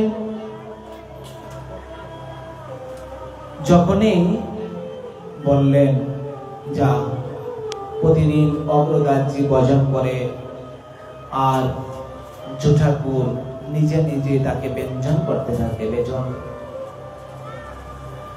দেখতে দেখতে গুরুদেবের সঙ্গ, মহতের কৃপায়, মহতের সেবায়, গুরুদেবের সেবায় তার শরীর একবার সিদ্ধোচ্চরে পৌঁছে গেছে। অগ্রদাসজি বসে বসে ভজন করতে লাগলেন, ভজন করতে লাগলেন। করতে করতে হঠাৎ করে অগ্রদাসজির এক ধনাঢ্য শিষ্য বিপদে পড়ে গেছে। এক জাহাজ জলের মধ্যে আটকা পড়ে গেছে। হা গুরুদেব বলে যখনই ডাকলেন, জাহাজের মালিকও খুব ভক্ত, বৈষ্ণব সেবার জন্য, দান করার জন্য এটা জাহাজ ভর্তি মালামাল নিয়ে যাচ্ছে। তখন গুরুদেবের কাছে একাগ্র চিত্তে প্রার্থনা করলেন, হে গুরুদেব, প্রভু সেবার জন্য, বৈষ্ণব গণের সেবার জন্য আমি নিতে যাচ্ছি, কিন্তু আজকে সমুদ্রের মধ্যে জাহাজ আটকা পড়ে গেছে, এখন আমি কি করে রক্ষা পাবো? গুরুদেব তুমি যদি কৃপা করে চরণ রাখো, তাহলে আমি উদ্ধার হতে পারি। অন্তর্যামী গুরুদেব জানতে পারলেন, ভজন করতেছিলেন, সঙ্গে সঙ্গেই ভজন করতে করতে একটা স্থূল দেহ, এই দেহটাকে বলা হয় স্থূল দেহ, আর মনে মনে একটা দেহ ভাবে যখন চলে যায় তাকে বলে সূক্ষ্ম দেহ। সবাই তো আর এই দেহ ধারণ করতে পারে না, যারা মহান্ত, যারা মহাপুরুষ তারাই তো পারে। সঙ্গে সঙ্গে অগ্রদাসজি নিজের এই দেহটা ভজন করে, এই দেহটাকে এখানে ছেড়ে দিয়ে আর একটা সূক্ষ্ম দেহতে আকাশ পথে চলতে লাগলো। এই দৃশ্যটা জটাকুর বলতে লাগলেন, আমার গুরুদেবকে আমি বাতাস করতেছি, গুরুদেব হঠাৎ করে আকাশ পথে চলতে লাগলো, ব্যাপারটা কি? আমি যদি না যাই গুরুদেবকে ব্যঞ্জন করবে কে? যখনই গুরুদেবের সেবার জন্য প্রাণ কেঁদে উঠলো, সঙ্গে সঙ্গে জটাকুরের দেহ থেকেও আর একটা মানে স্থূল সূক্ষ্ম দেহ এই গুরুদেবের পিছনে চলতে লাগলো আকাশ পথে। আকাশ পথে যেতে যেতে গুরুদেব যখনই সেই সমুদ্রে জাহাজের মধ্যে উপবেশন করলেন, সঙ্গে সঙ্গে শিষ্য তাকে বসতে আসন দিলেন, প্রণাম করলেন, মানে চরণ দৌত করালেন, মালা দিলেন, চন্দন দিলেন, তিলক দিলেন, বিভিন্ন কথা বললেন। কথা বলতে বলতে যখনই গুরুদেব চরণটা রাখলেন, সঙ্গে সঙ্গে জাহাজ চলতে শুরু করে দিল। জাহাজ চলতে চলতে গুরুদেবের সঙ্গে অনেক কথা হলো। হঠাৎ করে এই সমস্ত দৃশ্য জটাকুর বসে বসে দেখতে লাগলো আর পাকা দ্বারা ব্যঞ্জন করতেছিল। যখনই ব্যঞ্জন করতেছিল তখনই হঠাৎ করে জুটাকুর বলতে লাগলো, গুরুদেব অনেক বেলা হয়ে গেছে, প্রসাদ পাবেন না, চলুন। যখনই কথা বলছেন তখন গুরুদেব বলতে লিখে, তুই কি করে এখানে? গুরুদেব তাকে জিজ্ঞাসা করলেন। সঙ্গে সঙ্গে সেই সূক্ষ্ম শরীর দেহটা এই স্থূল দেহতে রূপান্তরিত হয়ে গেল। অগ্রদাজ্যের সঙ্গে সঙ্গে এই জুটাকুর দেহটা এই জায়গাতেই গুরুদেবের মন্দিরে রূপান্তরিত হয়ে গেল। গুরুদেব বলতে লাগলেন, কিরে তুই কি করে আমার সঙ্গে গেলি বলতো? বাবা আমি কিছুই জানি না, আমি দেখতে লাগলাম হঠাৎ করে আপনার একটা দেহ আকাশ পথে উড়ে উড়ে চলে যাচ্ছে। তখন আমি বলতে লাগলাম, হে গুরুদেব তুমি চলে যাচ্ছ, তোমার সেবা থেকে বঞ্চিত হয়ে গেলাম, তাহলে তোমার সেবাটা করবে কে? সঙ্গে সঙ্গে আপনার পিছিয়ে আমিও যেতে লাগলাম, আমি কিছুই জানি না। হঠাৎ করে ভাবলাম যে অনেক বেলা হয়ে গেছে, আপনি যথাসময়ে প্রসাদ পান, এখন প্রসাদের সময় হয়ে গেছে, তাই আমি আপনাকে জানিয়ে দিতে লাগলাম। আর যখনই জানাতে লাগলাম তখনই আমার হাত থেকে সেই পাকাটা পড়ে গেল, আর তখনই আমি কেঁপে উঠলাম। যখনই কেঁপে উঠলাম তখনই পাকাটা পড়ে গেল। কিরে তুই তো আমার নাভির খবর জেনে ফেললি, নাভির থেকে খবর বের করে জেনে ফেললি, তুই তো সামান্য না, তুই তো সিদ্ধি হয়ে গেলি, তো সিদ্ধ হয়ে গেছে, যা আমি তোকে আরো আশীর্বাদ করে দিলাম। ভূত ভবিষ্যৎ বর্তমান 3 কালের যে বৈষ্ণবগণ আছে সমস্ত বৈষ্ণবদের তুই জীবনী রচনা করবি। গুরুদেব আমি তো মূর্খ, আমি তো অক্ষর জ্ঞান নেই, আমার অক্ষর জ্ঞান নেই, আমি কি করে লিখব? আমার আদেশ শিরোধার্য কর, তুই আমার সেবা করেছিস, তাতেই তোর সমস্ত কিছু হয়ে যাবে, যা তুই যা লিখবি সেটাই গ্রন্থেতে রূপান্তরিত হয়ে যাবে, এটা আমার বাক্য। যখন এই গুরুদেব দিলেন, যা এবার তোর এখানে আর থাকতে হবে না, আজকে তোর নাম রাখলাম জুটাকুর। জুটাকুর থেকে তুই যেহেতু আমার নারীর খবর বা নাভির খবর বের করে ফেললি, এই জন্য তোর নাম রাখলাম নাভাদাস। যা এই তখন উনি ভূত ভবিষ্যৎ বর্তমানের 3 কালের সমস্ত বৈষ্ণবদের জীবনী নাম লিখলেন, আর সেই জীবনের থেকে নাম হয়ে গেল ভক্তমাল, আর ভক্তমাল লিখেছেন নাভাদাস। এত সুন্দর দৃষ্টান্ত। তাহলে গুরুদেবের শক্তিতে কি না হয়, এই জন্য বলছে মহৎ সেবায়ং দ্বারবাহু বিমুক্তে, মহৎদের সেবা করলে কোনোদিন অধপতিত হবে না, কোনোদিন বিফলে যাবে না। একটি টাকা দিয়েছেন মহৎদের সেবায়, বৃথা যাবে না। একবার চরণ স্পর্শ করেছেন, বৃথা যাবে না। একবার চরণ উদ্দেশ্যে কিছু দান করেছেন, বৃথা যাবে না। তাকে স্পর্শ করেছেন, তার গন্ধ শুনেছেন, তার স্পর্শ করেছেন, তার বাক্য শুনেছেন, কোনো কিছু বৃথা যাবে না। এই জন্য এখানে অগ্রদার্যের কৃপায় যদি সেই কুম্ভ মেলায় গিয়ে যদি মহতের কৃপায় যদি ঝুটাকুর থেকে নাভাদাস হতে পারে, মূর্খ থেকে সমস্ত শাস্ত্রের সার সিদ্ধান্ত লিখতে পারে, তাহলে যার মধ্যে সরলতা নিয়ে গুরু গোবিন্দের ভজন করবে সে অবশ্যই অবশ্যই এইরকম প্রাপ্ত হতে পারে, তাতে কোনো সন্দেহ নাই।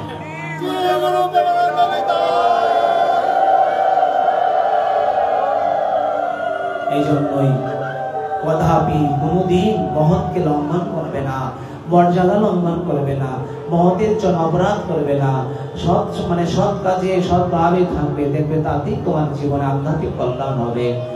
এই বলে এখানে বলতে লাগলেন যে মহৎ সেবায়াং দ্বারবাহু বিমুক্তে, আমরা এই মহতের সেবাতে আমরা আস্বাদন করছি। এখানে বেশ কতগুলো প্রশ্ন আসছে, দেখি কি কি প্রশ্ন। 5টা প্রশ্ন। মায়েদের মাসিক হলে ঠাকুর সেবা করা যাবে না কেন, কতদিন নিষেধ? বাচ্চা গর্ভে কত মাস হলে ঠাকুর সেবা বন্ধ করতে হবে? নিজ বাড়িতে কেউ মারা গেলে কিভাবে ঠাকুর সেবা করা করার বিধান প্রসাদ বুঝিদের। দীক্ষা ছাড়া কি বিগ্রহ সেবা করা যায়? কার্তিক মাস বা দামোদর মাসে কি কাজ করা উচিত? প্রশ্নগুলো মোটামুটি 3 ভাগের পাঁচটা প্রশ্নের মধ্যে 3টি উত্তর আগেই হয়ে গেছে। যারা মনোযোগ সহকারে শ্রবণ করেছেন তারা হয়তোবা দেখতে পেরেছেন। যাই হোক, এখানে কার্তিক মাস নিয়ে কথা বলি। কার্তিক মাসের নিয়ম হচ্ছে সর্বোপরি ভগবানের উদ্দেশ্যে নিরামিষ খাওয়া বা প্রসাদ গ্রহণ করা, তারপরে হচ্ছে সব প্রাতকালে স্নান করা, আরতি কীর্তনে অংশগ্রহণ করা, তারপরে হচ্ছে একাগ্র চিত্তে দান করা। একমালা জপ করলে শতমালা, এর আগে বলেছি আমি, তবু প্রশ্নের উত্তর দিতে গিয়ে বললাম, একমালা জপ করলে শতমালার ফল, 1 টাকা দান করলে 100 টাকার ফল, একটা পাপ করলে 100 পাপের ফল, একটা পুণ্য করলে 100 পুণ্যের ফল। নিয়ম সেবা একটা মাছকে কেটে মেরে বেজে খেলে 100 মাছের পাপ হয়ে যায়। একটা পুণ্য কর্ম করলে 100 পুণ্য কর্মের ফল হয়ে যায়। এই জন্যই আমাদের নিয়ম সেবা বিশেষ বিবেচনার মাস। শাস্ত্রে বলছেন 11 মাস তুমি যাই করো না কেন, অন্তত একটা মাস বিশেষ বিবেচনায়, একটা মাস যারা নিরামিষ খাবে, প্রাতকালে স্নান করবে, ঠাকুরের জন্য তুলসী দেবে, বক ফুল দ্বারা ঠাকুরকে পূজা করবে, আমলকি দ্বারা ঠাকুরের মালা গেঁথে দেবে, অগস্ত্য ফুল দ্বারা ঠাকুরকে চরণে দেবে, বৈষ্ণব সেবা, বৈষ্ণবকে গড়ে আনায়ন করা, বৈষ্ণবের পদধূলি গড়ে নেওয়া, ভাগবত গড়ে প্রবেশ করানো, বৈষ্ণবকে গড়ে নিয়ে কিছু দানাদি করা, তারপরে ভাগবতে প্রতিদিন শ্রবণ করা, প্রতিদিন ঘৃত প্রদীপ দ্বারা ঘৃত কর্পূর দ্বারা ঠাকুরকে প্রদীপ দেখানো ইত্যাদি, ভাগবতের উদ্দেশ্যে তুলসী আদি দান করা ইত্যাদি যদি করা যায়, তাহলে বলছে নিয়ম সেবার মাসে আমরা অধিক থেকে অধিক ভগবানকে লাভ করার প্রয়াস করতে পারি।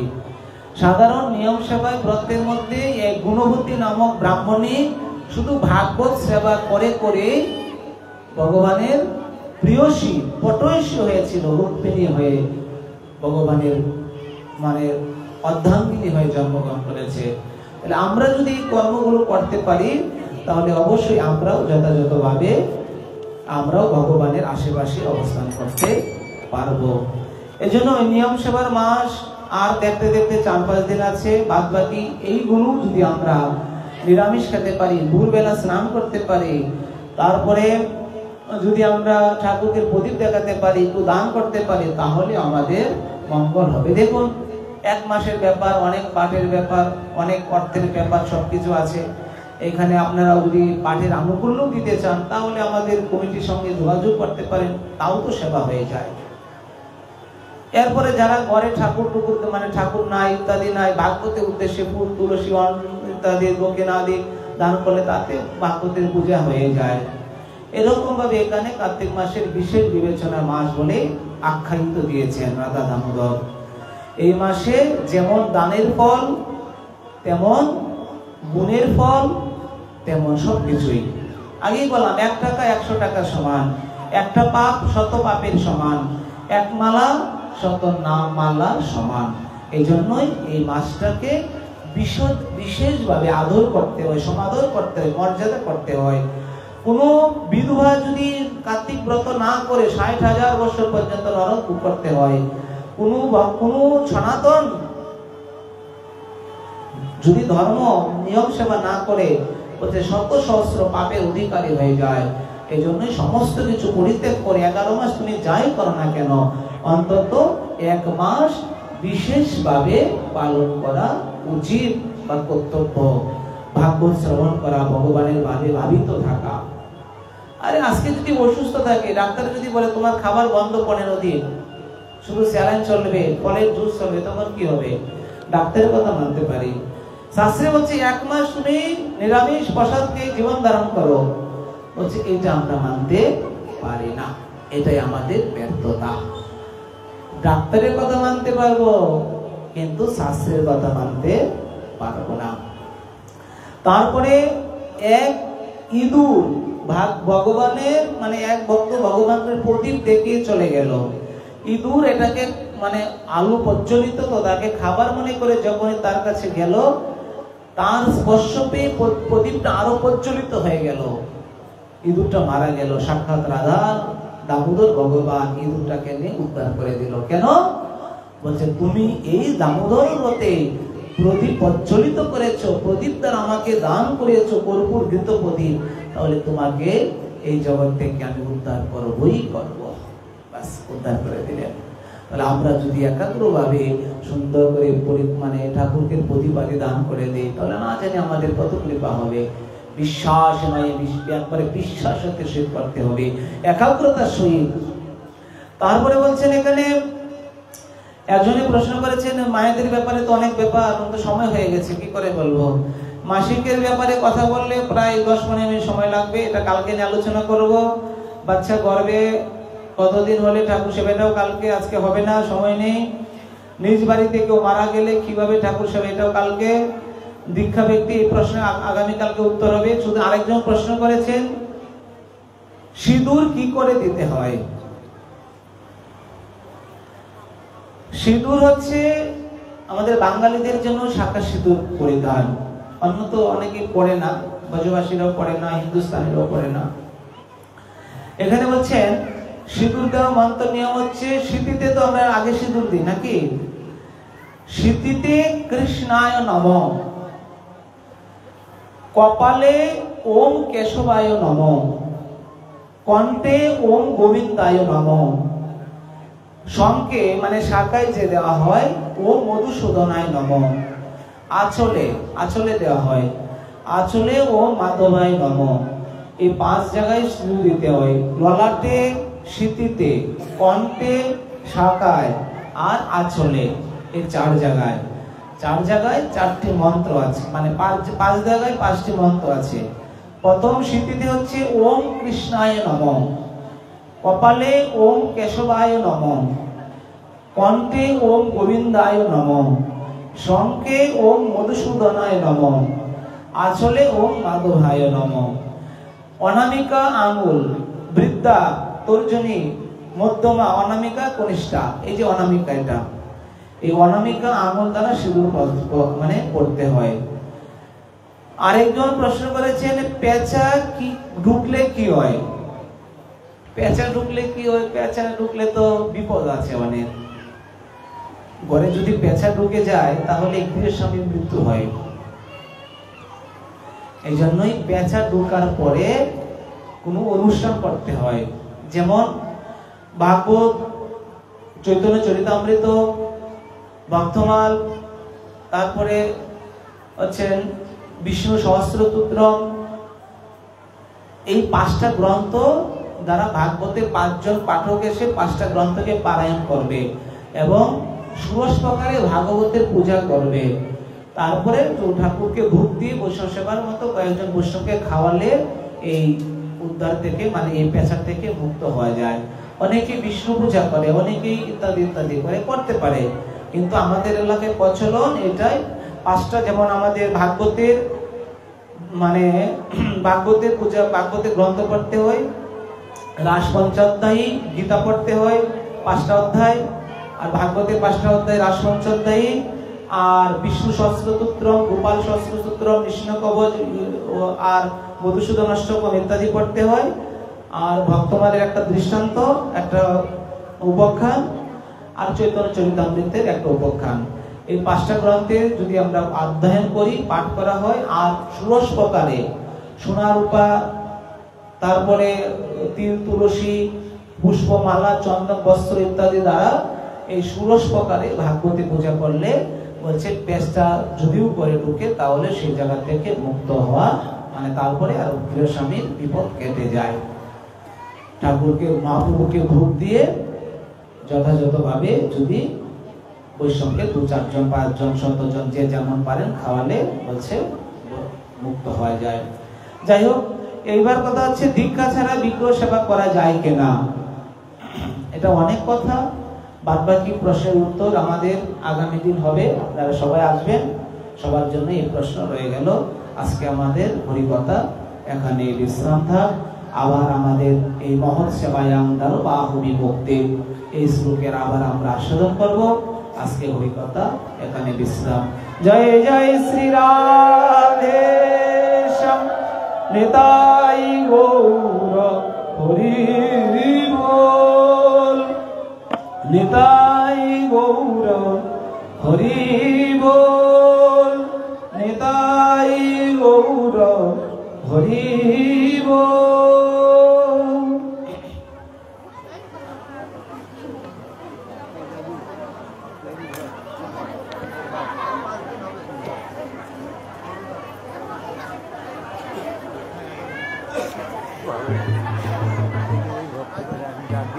হ্যাঁ নিয়ে আসেন নিয়ে আসেন।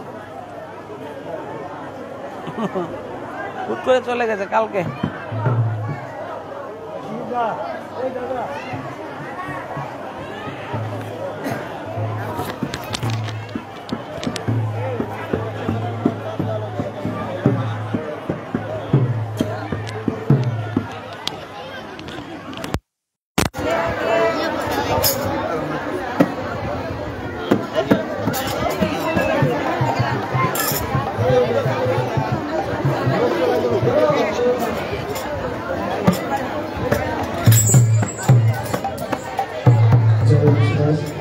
জয় রঘুনাথ, জয় গৌর, জয় বংশীদাস, মনিটর চলে না, মনিটর বন্ধ। জয় গৌর, জয় গৌর,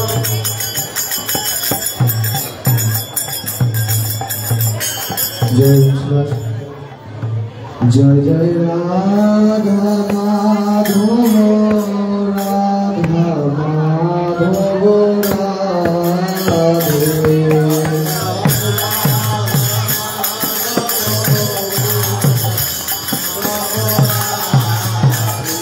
তুমি জয় দেবে প্রাণভাবে, তুমি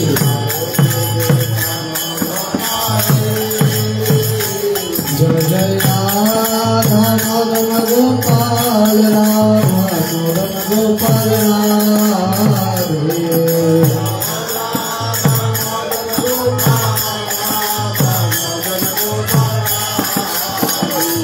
তুমি সীতানাথের প্রাণধন হে, সীতানাথের প্রাণধন হে।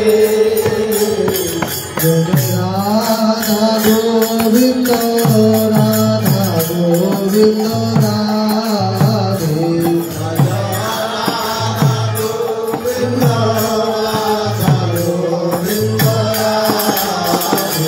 তুমি গোস্বামীর প্রাণধন হে, তুমি গোস্বামীর প্রাণধন হে। জয় জয় রাধা মদন মোহন, রাধা মদন মোহন রাধে।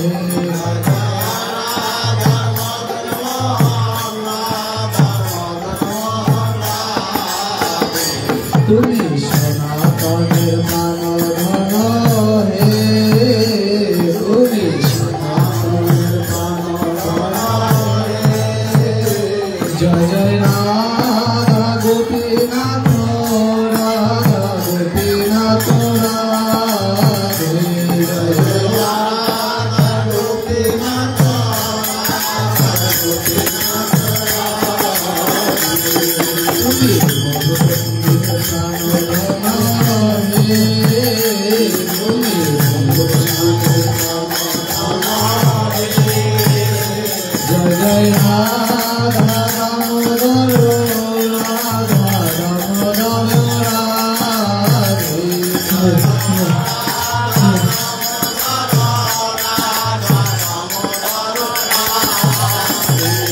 তুমি গোস্বামীর প্রাণধন হে, তুমি গোস্বামীর প্রাণধন হে।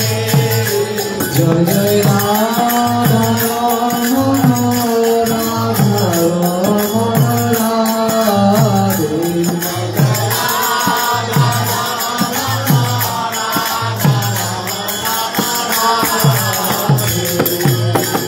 গোপাল ভট্টের প্রাণধন হে তুমি গোপাল ভট্টের প্রাণধন হে জয় জয় রাধা বিনোদ রাধা বিনোদ রাধে জয় জয় রাধা বিনোদ রাধা বিনোদ রাধে তুমি লোকনাথের প্রাণধন হে তুমি লোকনাথের প্রাণধন হে জয় জয় রাধা শ্যাম সুন্দর রাধা শ্যাম সুন্দর রাধে জয় জয় রাধা শ্যাম সুন্দর রাধা শ্যাম সুন্দর রাধে তুমি শ্যামানাথের প্রাণধন হে তুমি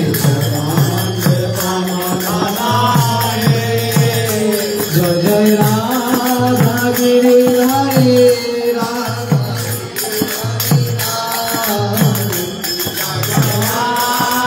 গিরিধারী রাধা গিরিধারী তুমি সর্বস্বরের প্রাণধন হে তুমি সর্বস্বরের প্রাণধন হে জয় জয় রাধা ভক্ত বিহারী রাধা ভক্ত বিহারী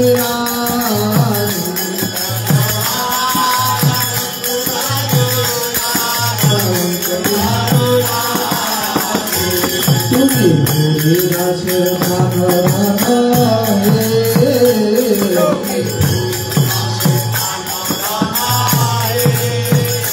জয় জয় রাধা কান্ত রাধা কান্ত রাধে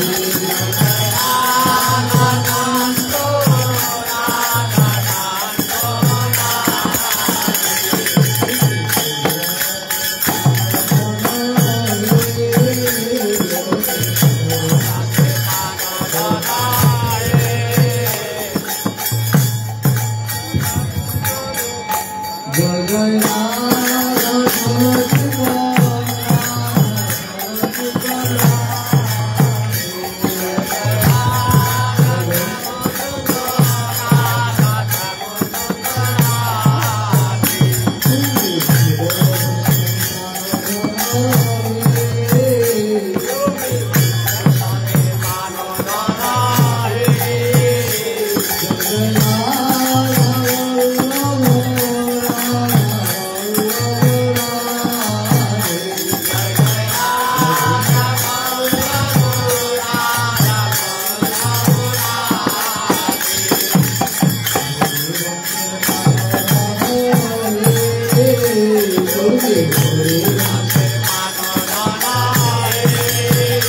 জয় জয় রাধা মাধব রাধা মাধব রাধে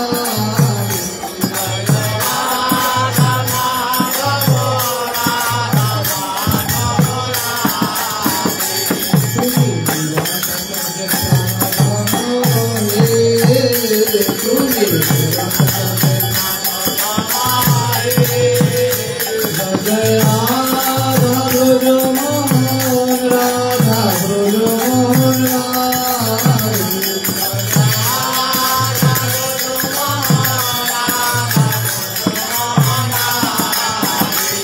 তুমি ঠাকুর মাসের প্রাণধন হে তুমি ঠাকুর মাসের প্রাণধন হে জয় জয় রাধা গোকুলানন্দ রাধা গোকুলানন্দ রাধে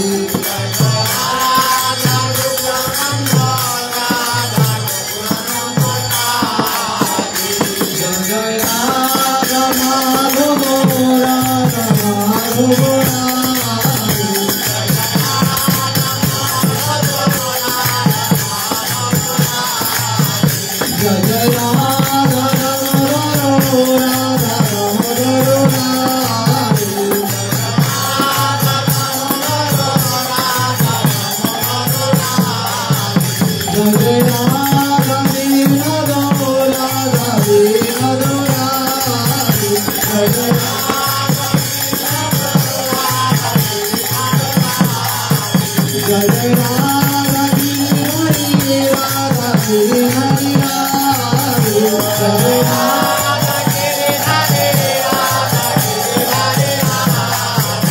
Jai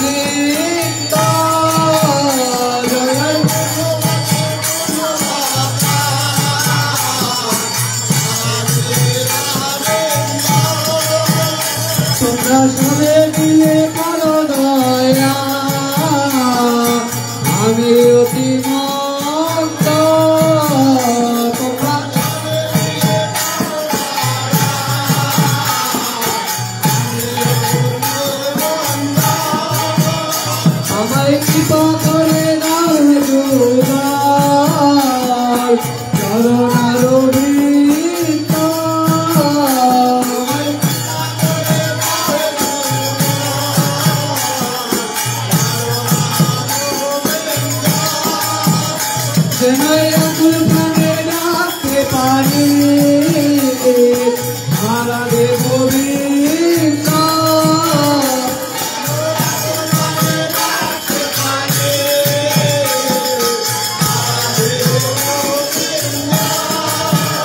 যেন কেঁদে কেঁদে ডাকতে পারি রাধে গোবিন্দ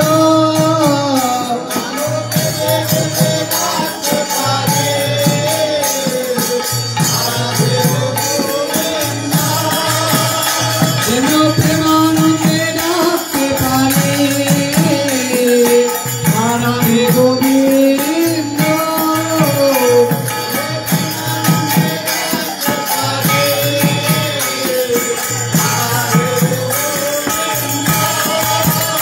যেন নয়ন জলে ডাকতে পারি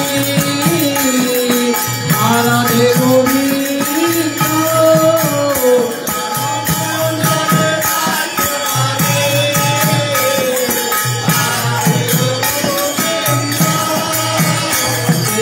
আগৌরাঙ্গ আগৌরাঙ্গ আগৌরাঙ্গ আগৌরাঙ্গ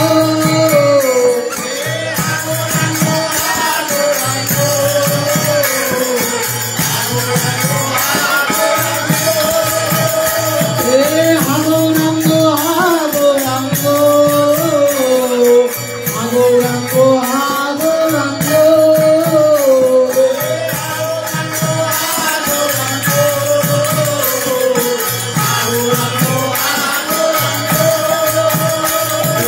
আগৌরাঙ্গ আগৌরাঙ্গ আগৌরাঙ্গ আগৌরাঙ্গ আগৌরাঙ্গ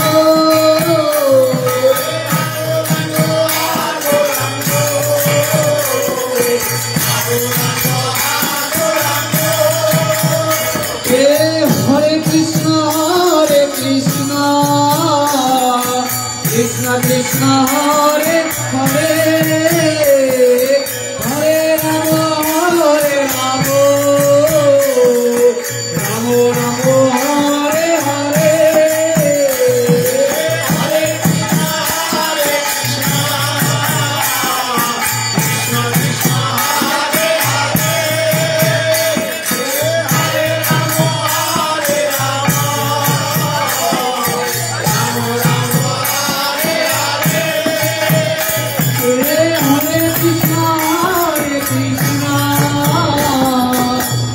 Krishna